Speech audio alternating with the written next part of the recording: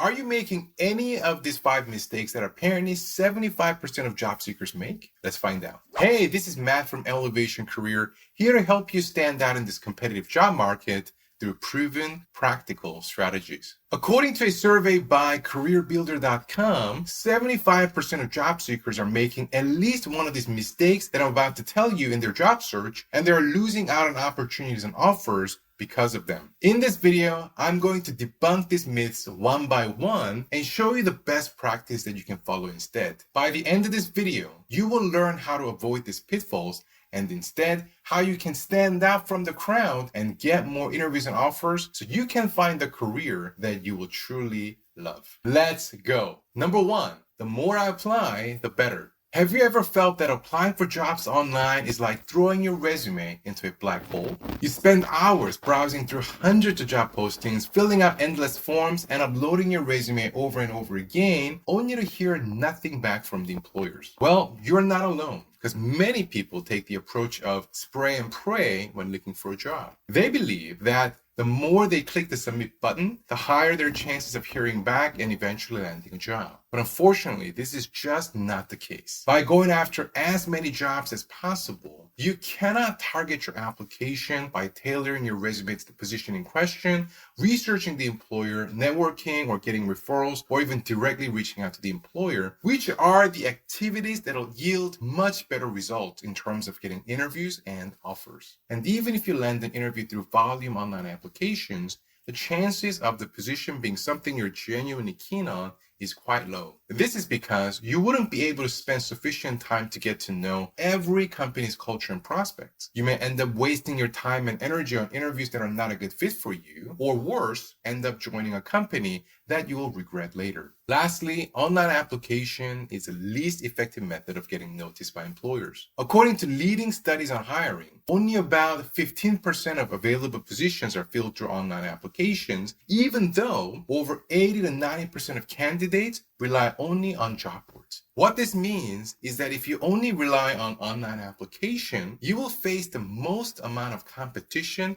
fighting over only 15% chances of success. This is why you're much better off leveraging your network for help by speaking to your friends, family, and/or ex-colleagues, directly contacting the employer on LinkedIn, and/or working with trusted recruiters. So, instead of applying for every job that you see online, be selective and strategic in your job search. Focus on quality over quantity and use multiple channels to pursue the opportunities that match your goals, values, and needs. This will not only save you time and frustration, but also increase your chances of finding a job you can truly be happy with.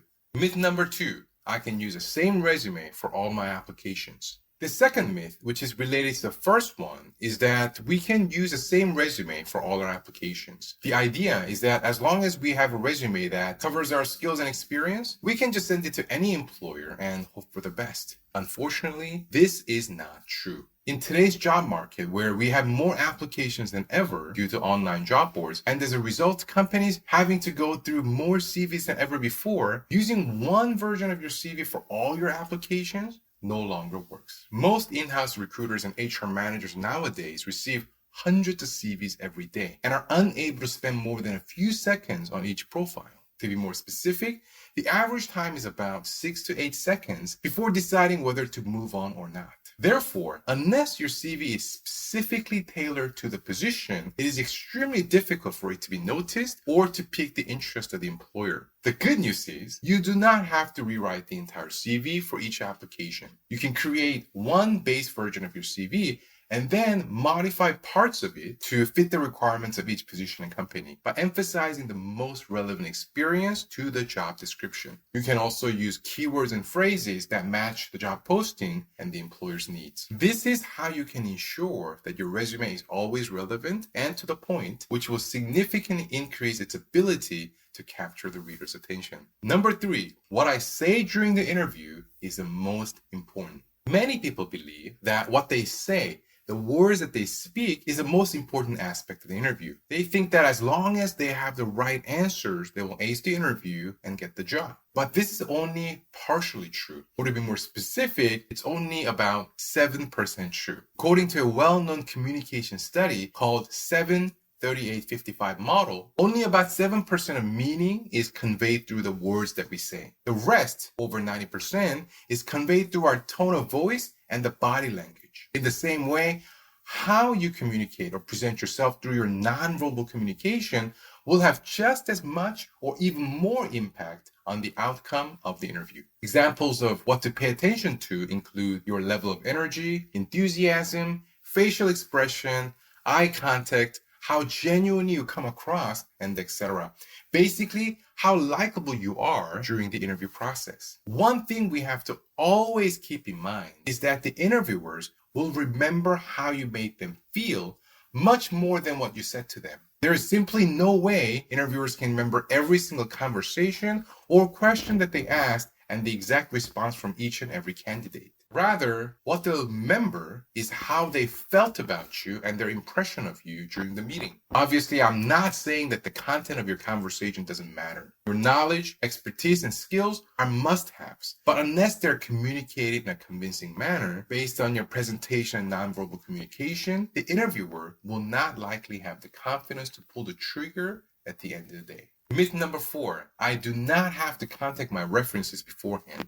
Another costly myth some people believe in is that they do not have to contact their references beforehand. They think that as long as they have some names and contact information of their former colleagues and managers, they can just pass them along to potential employers and that's enough. But this is a mistake that could easily reflect poorly on yourself. Instead, what you need to do is to individually contact your previous managers or colleagues and ask them to be your references first before sending their information to any company. First of all, it's common courtesy. Most people do not like their information to be shared without their prior knowledge and may be taken aback when an unknown company reaches out to them out of the blue. More importantly, by personally reaching out and asking for a favor, you increase the likelihood of your references speaking more positively on your behalf and with more enthusiasm. You can also remind them of your achievements and contributions and highlight the skills and qualities that are relevant to the role you're applying for. This will help them prepare for the reference check better and give them some talking points to emphasize your strength and suitability.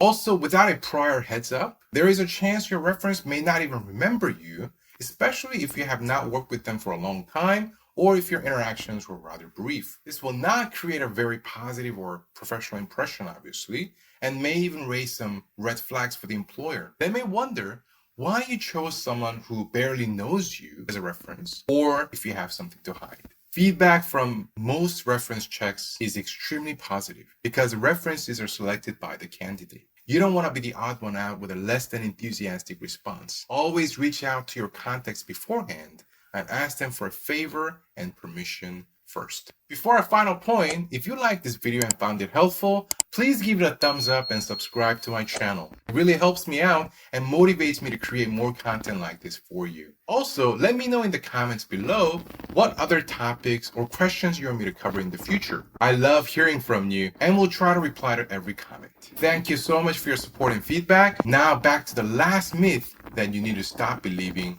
right now. Number 5.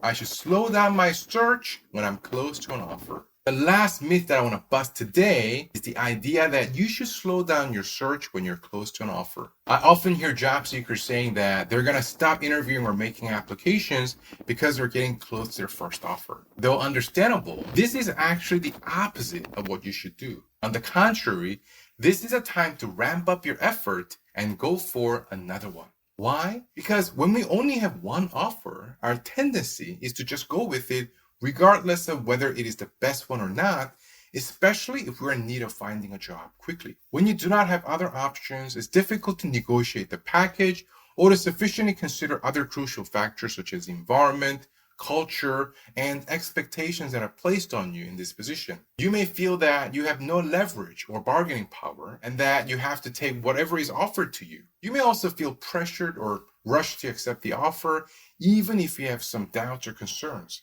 Chances are you will end up settling for less than what you deserve or what you could have gotten if you had more choices. Therefore, you want to aim for at least 2 offers or more so you can then compare your options and ensure you're choosing the best opportunity that aligns with your goals, values, and needs. Not only that, having multiple offers is hands down the most advantageous position you can be in when it comes to salary negotiation. This is because employers will often go out of their way not to lose a strong candidate to competition. You'd be surprised at how flexible and accommodating they suddenly become when they find out you're choosing between more than one employer. Again, having multiple offers will give you more confidence and control over your job search and career. So instead of slowing down when you're close to an offer, you should pick up the pace and go for more. Do you ever feel awkward or nervous about negotiating your salary? Or do you tend to want to avoid it altogether? If you're in this boat, check out my video on salary negotiation here, where I cover simple, easy to follow tactics that anyone can use, even if you are super uncomfortable with negotiation.